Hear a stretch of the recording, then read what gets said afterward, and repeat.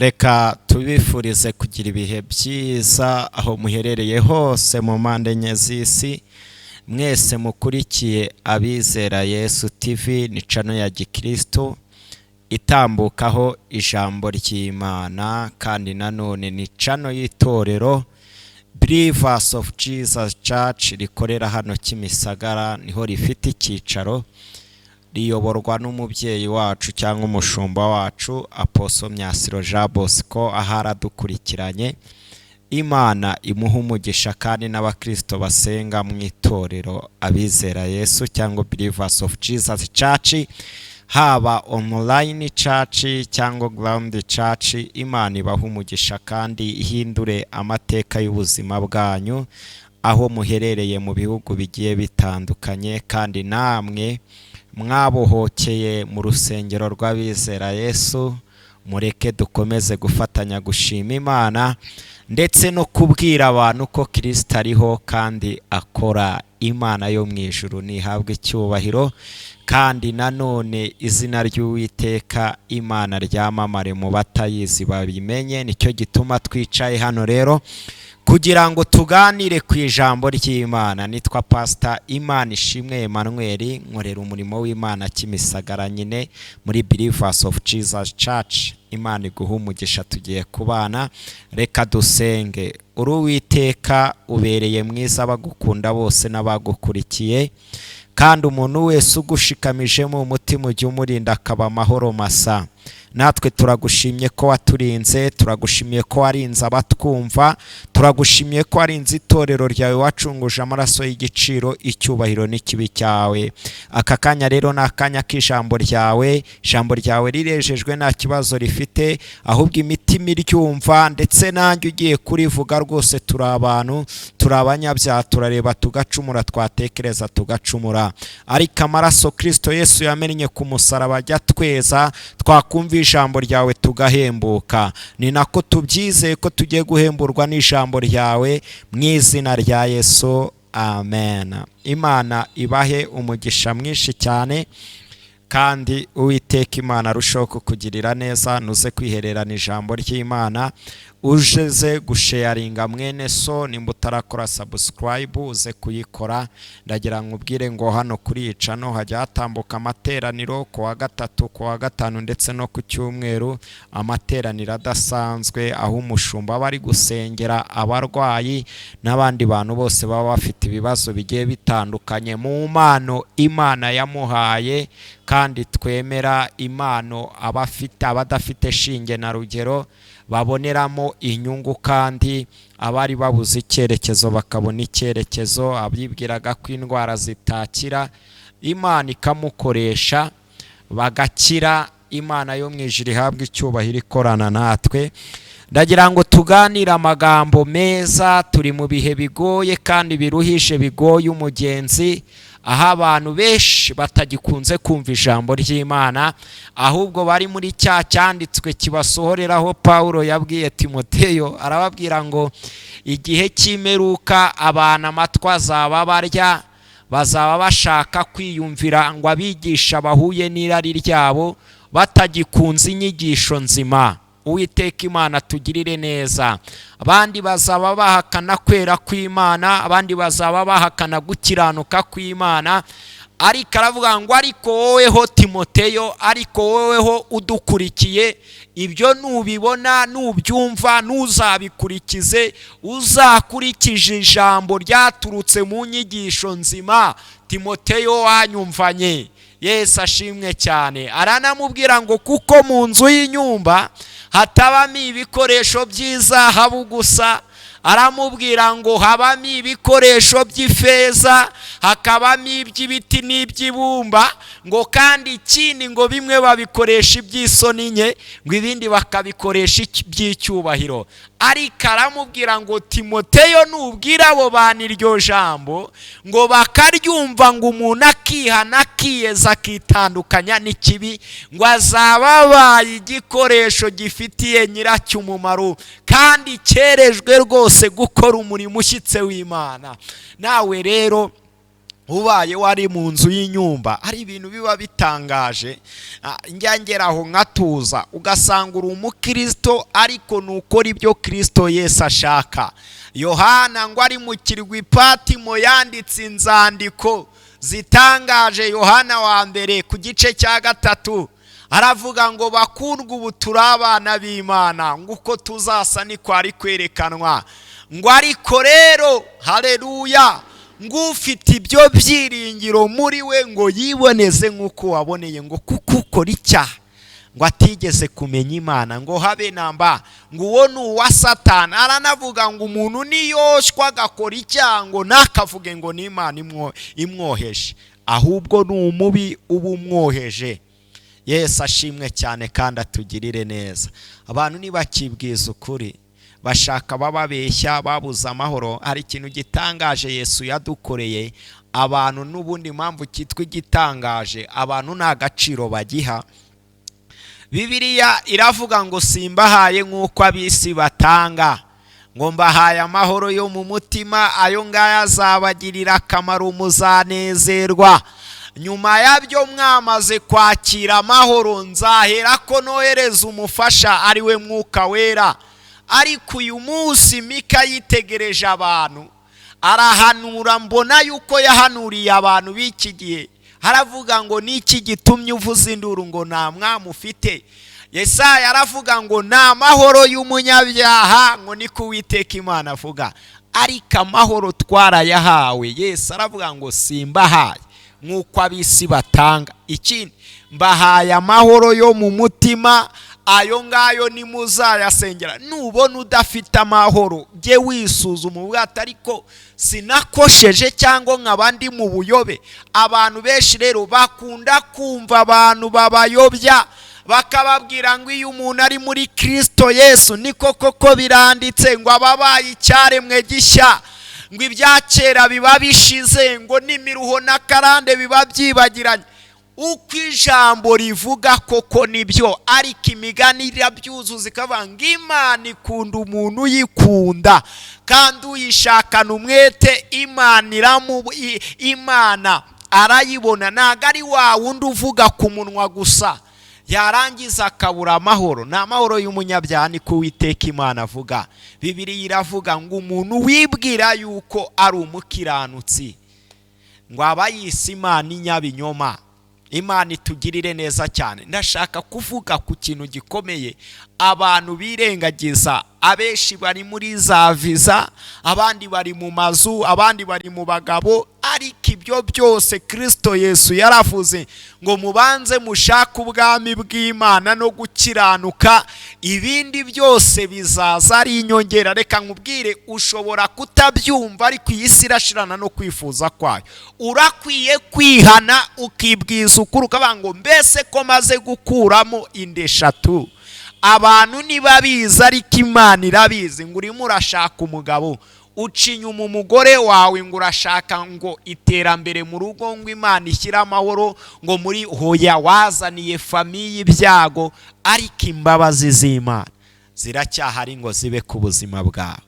Umuririmbyi yaririmbye ngo ikuzimu nta migambi, nta kintu na kimwe kibayo, nta no gushima Imana bibayo. Reka twinjirire mu cyanditswe kiri mu butumwa bwiza bwa Yesu uko bwanditswe na Luka. N'ubutumwa bwiza bwa Yesu bwanditswe na Luka igice cya 16 umurongo wa 19. Turahaganiraho gatoya kandi ijambo ku ijambo, ubundi ducire bugufi Imana. Niba utarakira Kristo nk'umwami n'umukiza, uyu munsi ni wowe ashaka. Yadutumye ngo tukubwire ngo mwakire bigishoboka ko yakirwa cyangwa abonwa. 16 ni igice cy'ubutumwa bwiza bwa Yesu ko bwanditswe na Luka ku murongo wa 19. Umutwe w'amagambo uravuze ngo umugani w'umukene, w'umutunzi n'umukene. Imana itugirire neza cyane. Bibiliya iravuze ngo hariho umutunzi wambaraga imyenda y'imihengeri n'iy'ibitare byiza iminsi yose agahora adamaraye, kandi hariho n'umukene witwaga Lazaro wahoraga aryamye ku muryango w'uwo mukire, umubiri we wuzuyeho ibisebe, imbwa nazo zarazaga zikamurigata mu bisebe, kandi yifuzaga guhazwa n'ubuvungukira buva ku meza y'umutunzi. Bukeye umukene arapfa, abamarayika bamujyana mu gituza cya Aburahamu, n'umutunzi nawe arapfa arahambwa. Ageze ikuzimu arababazwa cyane, yubuye amaso areba Aburahamu ari kure na Lazaro ari mu gituza cye. Haleluya! Arataka ati, Aburahamu sokuruza mbabarira, wohereze Lazaro akoze isonga y'urutoki rwe mutuzi anonyangirize ku rurimi, kuko mbabazwa n'uyu muriro. Aburahamu aramubwira ati, mwana wanjye, ibuka yuko wahawe ibyiza byawe ukiriho, Lazaro nawe yahawe ibibi, none aguwe neza hano, naho wowe urababazwa cyane. Kandi uretse ibyo, dore hariho umworera munini bikabije hagati yacu nawe, washyiriweho kugira ngo abashaka kuva hano kuzaho muri batabibasha, kandi n'abavaho batagera hano. Nawe ati, ndakwinginze sokuruza ngo nibura umwohereze kwa data, kuko mfite bene data 5, ababurire ngo nabo batazaza hano hantu kubabazwa cyane. Ijambo ry'Imana. Ndumva waza gukomerezaho, kandi Imana iraguha umugisha. Dusomye amagambo meza, abantu batera komanteri cyangwa abahanga muri Bibiliya batera komanteri yuko iyi nkuru atari umugani, ahubwo ni inkuru yabayeho igaragara, itandukanye n'inkuru yabanje y'umugani uvuga ngo ku gisonga cy'umwana. Imana yo mu ijuru itugirire neza cyane. Bibiliya ivuze neza ko hariho umugabo w'umutunzi, inavuga ko hari n'umukene bita Lazaro. Uyu mugabo w'umutunzi yaratunze no mu buryo yambaraga n'uburyo bakoze introduction cyangwa bamusobanuye, biragaragara ko yari umuntu ukomeye ariko adafite Yesu. Kandi batugaragarije iherezo ry'uyu mugabo n'iherezo ry'uyu Lazaro. Uyu mugabo yari umutunzi, anatoza imbwa ze gusuzugura abakene ariko bafite Yesu. Reka nkubwire, nimbura ukennye wifuza guhazwa, hari igihe umuntu aba mu bukene akiyakira pe, akavuga ngo ngewe uko mbayeho ngo basi wama nkajya nkomba ku isahane y'umukire duturanye, akavuga ngo basi wama byibura n'ibyo baraje nkajya mbirya, ariko agakenana ibanga ry'uko afite Kristo Yesu. Yesu ashimwe cyane. Hari igihe umuntu aba mu buzima akiyakira akifuza guhazwa n'utuvungukira tuva ku ntebe cyangwa ku meza y'abatunzi. Nuko Lazaro yarabayeho, ariko ikigaragara Bibiliya yavuze ngo yari umukene wubaha Imana, nubwo umukire yamuteje imbwa zikajya zimurigata. Utekereza ubuzima yarabayemo. Ndifuza kugira ngo nze gutanga umwanzuro cyangwa dutangire hamwe umwanzuro hamwe n'umwuka wera w'Imana, turi kumwe kubw'ijambo ry'Imana. Bibiliya igaragaje iherezo ry'uyu mutunzi, ariko batangiye kuvuga gutangira kwe. Yararyaga neza, niyibuke kugaburira umukene, ndetse wari utuye mu rugo rwe, kuko yari yarahafashe icumba. Akavuga ngo uko byagenda kose utuvungukira. Mu yandi magambo muri terime, ngiye kubivuga, babyita gukonara, ariko terime bita gukonara. Mu yandi magambo, koza ameza y'umukire. Ngo noneho ngo n'imbwa nazo ngo zimufatirana n'ikigeragezo cy'ibisebe yari afite, ngo zarangiza zikazana ururimi, ngo zikajya zikomba mu bisebe bya Lazaro. Reka nkubwire, nimba Imana yaraguhaye ubutunzi ukaba ubayeho usuzugura abantu baciriritse, Kristo Yesu muri Matayo 25 yabivuzeho, haravuga ngo narabasuye nimwanyakira. Bibiliya iravuga ngo se ngo mwadusutwa wadusuye ryari? Yesu ababwire ngo ubwo wimaga umwe muri mwe, wa wundi waje uciriritse, ninjye wabaga wimye. Ndumva ndimo ndafashwa cyane kandi ndumva ndimo ndatsindwa cyane. Umbabarire dutsindwe tuze kubwira Imana ngo tubabarire n'ubundi tuzapfa. Byaba byiza dupfiriye muri wowe tukaruhuka imiruho y'isi yose. Yesu ashimwe cyane. Lazaro uyu nguyu kuba kumukire agahazwa n'utwo tuvungukira yaratubonaga, ndetse n'imbwa zikamwitura inabi zo kumurigata mu bisebe. Utekereze kuba muri ubwo buzima imbwa ikurigata, nawe utekereze nimba Imana yaraguhaye ubutunzi. Reka nkubwire, nimba ari ikintu kibi Satani akorera abantu, nukubanyaga, gutekereza gukorera ijuru bakabika ahantu ubutunzi bwabo ingesi n'inyenzi bitagera. Uwo waba uri we wese udatekereza kuri iri herezo ry'ubuzima bwawe, ikuzimu nta migambi, nta no gushima Imana, nta no kwihana bibayo. Naratangaye cyane ndimo ndatekereza kuri iri jambo ry'Imana, ngo bwakeye mu gitondo ngo umukene arapfa. Nimba yarishwe na infection, nimba imbwa zaramurigase zikamwica, ngo ariko ikigaragara yapfiriye rimwe n'umukire. Ngo nuko umukire ngo amaze gupfa baramuhamba gikuzimu, ariko Lazaro ngo ajya mu gituza cya sokuruza wacu Aburahamu, sekuru w'abizera. Kandi ngo n'abadakijijwe, naratangaye, abantu bose batazi Yesu ngo bemera Aburahamu, ngo kandi bamwita sekuru wabo. Uzabona abantu bose barwanya Kristo Yesu bemera Aburahamu. Koko nibyo, mu buryo buri teoloji nibyo, kuko n'umukire cyangwa umutunzi ngo yatuye aravuga ngo mbese ni gute Aburahamu wamvugishiriza Lazaro ngo byibura agafata gatonyanga k'amazi akamishiriza ku rurimi rwanjye ko ndimo ndashya, ndimo ndababara. Hazabayo umuriro ukomeye, hazabayo ibihe birushya. Haleluya! Ku munsi w'Uwiteka ibintu byose bizasobanuka.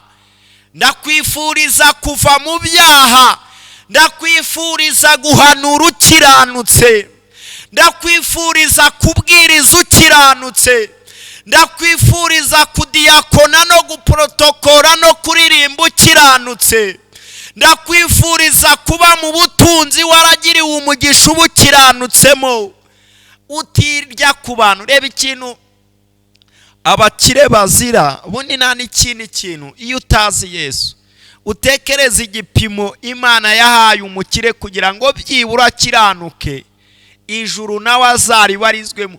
Kuko Lazaro iyo aza gupfa umukire yaramufashije akamubwira ati we kuzajya urya ubuvungukira, iwanjye hari stock. Haleluya! Akira nawe jya urya dusangire. Nago Lazaro yari bujye mu ijuru aryamye mu gituza cya Aburahamu ngo yibagirwe nyamutunzi. Yabwira Aburahamu akavuga ati uyu yaranunze ndwaye ibisebe, niyemeye kwimbwa zindigata, yatsinze igipimo Imana yamupimye. Reka nkubwire, umuntu akagira inzu y'amaka kandi afite umubiri upfukabora, akagira abarobanura kwinjira mu nzu ye agasabana n'abakire, yabona abakene akabanena. Koko abakene baranenetse ariko sibyo. Imana ishimwe, Bibiliya avanga umutunzi ukomeye n'uwita ku bakene n'imfubyi. Izina ry'Uwiteka Imana rihabwa icyubahiro. reba ikintu gikomeye nifuza kuvuga cyatumye maguruka nkicara kugira ngo tuvuge. Reka babwire, reba naratangaje, narahishuriwe kera nari mutoya, ndabihishurirwa nari mutoya nangira ivuga butumwa. Nekereza ku kintu impamvu umuntu aba ari umuroza akaraga umwana we kuroga akiri mutoya cyangwa atarapfa akamuroga kare, nuko atamuraga mu gihe cyo gupfa, aba arimo arabona umworera w'umuriro ukomeye. Haleluya! Nyamutunzi ageze ikuzimu atangira kwicuza, atangira gukubitwa inkoni z'akabwana, abona umuriro w'Uwiteka Imana ukomeye, abona Lazaro mu gituza cya Aburahamu aguwe neza. Aravuga ngo sinaca kuri Lazaro, ngomba guca kuri sokuru Aburahamu. Idini waba usengamo yose bakavuga ngo Aburahamu niwe sokuru, ariko batemera umugabo bita Yesu. Ku munsi w'Uwiteka uzaseba, njya nkunda kubivuga, njya nkunda kubirikodinga, nkavuga ngo nzavuga ukuri. Nimba usenga ahantu bakaba batemera Yesu, barwanya Yesu, batamwumva, uri umwantikristo, uri ambasaderi wa antikristo. Ibyo waba ukora byose, reka kubwire, Nyamutunzi yaza kuba, haleluya, afasha nawe abarwayi, ariko atizerera mu gufasha, adafite kwizera Kristo Yesu, nawe ibye n'ubundi ni hahandi yagiye. Yesu ashimwe cyane. Nukuri hazajya yabera wikumvira ibishuko bya Satani, hazajya yabera. Hari igihe amadini yaje adushuka, ariko Nyamutunzi iyi nkuru yisome, ndamya nashidikanya amadini yose usibye abasenga Buddha, Yesu ashimwe cyane, bemera Bibiliya. Inkuru yatubwiye ngo umukira ashaka kudiringa, ari igihe umuntu rero akira hano mu isi akagira ngo ni kuzimu azahama akize. No, ntago diru no kudiringa ikuzimu nta diro zibayo. Rero abantu bigize abakire baba bazi kudiringa, ngo uriya nabishatse yabaho akimuza abantu, uriya ni mu mukubite ndabishyura. Ibyo ikuzimu nibibayo. Rero Nyamutunzi ashaka kudiringa na Aburahamu, ngo ese ubu ngubu koko nta kuntu naza. Aburahamu aramubwira ati hano haratandukanye, hari umworera. Oya, uri umukobwa ukuramo inda, aho hari umworera, biragoye kuzajya mu ijuru. Kabone naho abakozi ba antikristo bakubwira ngo tanga igitambo uzahamubabarirwa. Reka nkubwire, ntago Imana yacu ikenera, irihagije, yatanze Kristo Yesu amena amaraso. Kristo Yesu ashimwe cyane kugira ngo tubohorwe. Nyamutunzi akomeza diruye. Iya mbere aravuga ati basi noneho ndakwinginze, wanyemereye nkazuka byiburaho gatoya nkajya kubwiriza abantu. Reka nkubwire, amahirwe wahawe yo kwihana, nuramuka upfuye uzashya kandi uzabibona. Nubuhamya numvanya abantu kandi numvisha ari ukuri bubaho. Umuntu yaravuze ngo yagiyaga ikuzimu n'uwapfuye akazuka, hari ibyo yabonye. Ariko reka nkubwire, ikuzimu habaho kandi harebana n'ijuru. Iyo umuntu ari ikuzimu yaragukoreye, abona bakoreye ijuru banezerewe. Bibiliya yatubwiye ngo Nyamutunzi yitegereza Lazaro mu gituza cya Aburahamu. Bivuge ngo kuzimu na juru birarebana, ariko kugira ngo uve kuzimu ujye juru warahisemo kuzimu biragoye. Biratubwiye ngo aho uri hari umworera. Ntibishoboka ko wagiye mu ijuru yajya kuzimu, ntibinashoboka ko wagiye kuzimu yajya mu ijuru. Bivuge ngo wapfuye nta kwihana, kuzimu nta kwihana kuzabayo. Kabone na kandi reka nkubwire, iyo umuntu apfuye amanyanga yari afite no mu isi yageze ikuzimu arayagira. Utekereza uburyo Nyamutunzi yagiye kudiringa. Amanyangu ufite aho ngaho uzadiringa n'abadayimoni bagukubita kandi usenga ubeshya, uvuga ati byibura gutya ngo nari ngo impamvu byari. ariko Nyamutunzi asaba andi mahirwe ya kabiri, aravuga ngo ni gute najya kubwiriza abavandimwe banjye batanu? Ubukize, ubukennye ufite Yesu ni amahire. Ubukize, ubukennye udafite Yesu uzarimbuka.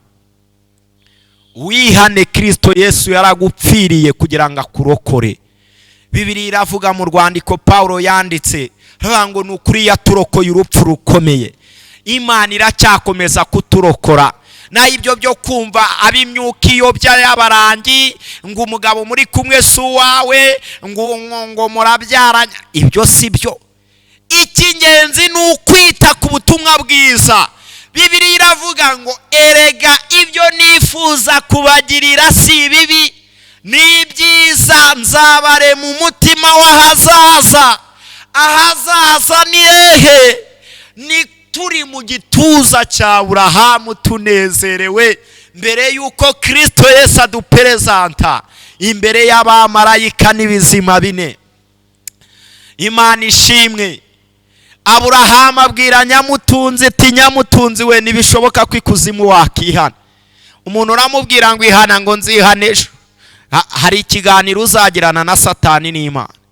Imana ikubwira ati wakoreye Satani. Satani agukubita inshyi ati warabeshyaga, n'ubundi hari igihe wagenderaga mu gihiriri cy'abarokore, uri n'umukozi wacu wasirimbuka dusenyera inzu. Agukubitiza akabwana n'umuriro, umuriro uzaba uhari.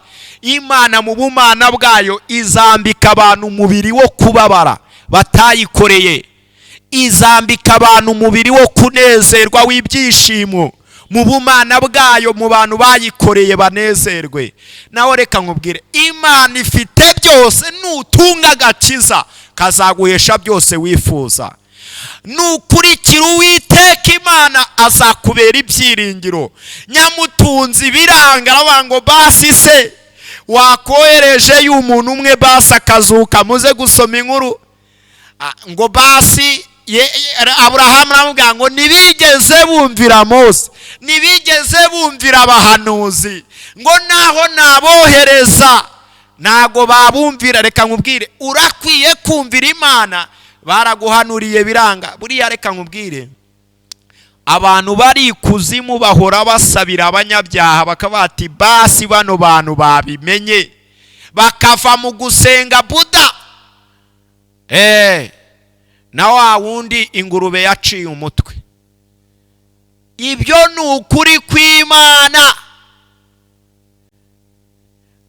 Bahora basabira abantu bataramenya Kristo Yesu, kabangwa icyama bari abantu bakamenya Imana, icyama bakihana. Nyamutunzi aravuga ngo ni gute basi nkasubirayo nkajya kubwira abantu ati biriya twirataga ngo dufite amamodoka, ama etaje. Reka nkubwire, uzi kuba ufite, reka tujye tureba, sina judgment, sino kwinjirira abantu, ahubwo waba watewe na Satani, ubaye cyangwa uri umukozi wa Satani, ubaye ubwirwa ukuri ukanga kukumva, ukaba wakurikiza Satani. Ibaze kuba ufite amazu menshi, imitungo myinshi, ariko ukaba utizera umuntu bita Kristo uzaturokora. Waturokoye urupfu, ahubwo ukazapfa urupfu rwa kabiri, ariko kurimbuka. Biravuga ngo bene abo bazapfa urupfu rwa kabiri, ngo ingororano zabo ni ukujya mu muriro waka umuriro, amazuku. Yesu ashimwe cyane, kandi Imana itugirire neza. Ubitekereze kandi ubitekereze neza. Yesu ashimwe. Niba ufite ubutunzi bwinshi, ahantu ushaka gusohokera wahajya, icyo ushaka kurya wakirya, uri umudamu, uri umugabo, uri umwana mutoya, ariko ukaba utibitseho imari idahomba, ubutunzi tuzimukana aribwo bugi, ukaba utabwibitseho, wibitseho zero, iba uzaba usize nk'uruki. Wenda tuvuge ko abana wabyaye, cyangwa ibyo uri gutegurira itorero cyangwa igihugu. Yesu ashimwe cyane. Ni iyihe nyungu ihari upfuye urimbutse? Reka tuvuge ngo Mwami Yesu, hitamo kumwakira dusenga Imana. Hitamo kumwakira uvuye ngo ndakwakiriye, ba mu mutima wanjye, uhereye uyu munsi unyobore. Menye neza yuko iyi si iri gushirana no kwifuza kwayo, kandi menye neza yuko iby'isi byose ari ubusa. Umuntu apfa akabisiga agategereza urubanza rw'iteka, aho uzacira urubanza bagukiraniweho bose bakajya mu muriro. Nanjye menye neza uyu munsi yuko ngomba guhitamo kugukurikira kugira ngo nzabe mu bwami bwawe, nzabe mu gituza cya Aburahamu nezerewe. Izina ry'Uwiteka Imana rihabwa icyubahiro ku buzima bwawe. Ndagusengeye kugira ngo wakire imbaraga zidasanzwe zituruka ku Mwuka Wera, wakire amahoro yo mu mutima, kandi Imana iguhe icyerekezo cy'ubuzima muri Kristo Yesu. Amen. Ni mwene so Pastor Imana ishimwe Emmanuel, ndagukunda cyane. Imana iguhe umugisha mwinshi. Amen.